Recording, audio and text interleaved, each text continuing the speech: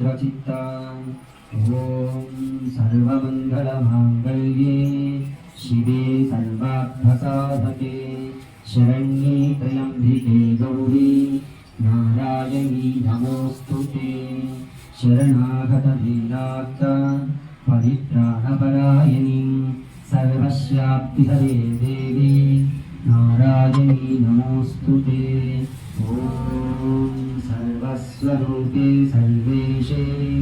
सर्वशक्तिसमन्विते भयेभ्यः त्राहि नो देवी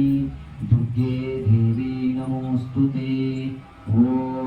रोगानशेषमपहंसि तुष्टा तु कामान् सकलानभिष्टान् त्वामाश्रितानां न विबन्धराणां त्वामाश्रितातिश्रयतां प्रयान्तिम् ॐ सर्वबाधाप्रशमनं त्रैलोक्यशान्तिरीश्वरीम् एवमेव त्वया कार्यम् अस्मद्वैरिविनाशनम् ॐ शान्ति शान्ति शान्तिः एतत्परं सर्वं श्रीजगदम्बार्पणमस्तु महात्मकार्महासरस्वतस्वरूपधर दुर्गा महात्रिपुरसुन्दरी देवता दिव्यपादचरणारविन्दार्पणमस्तु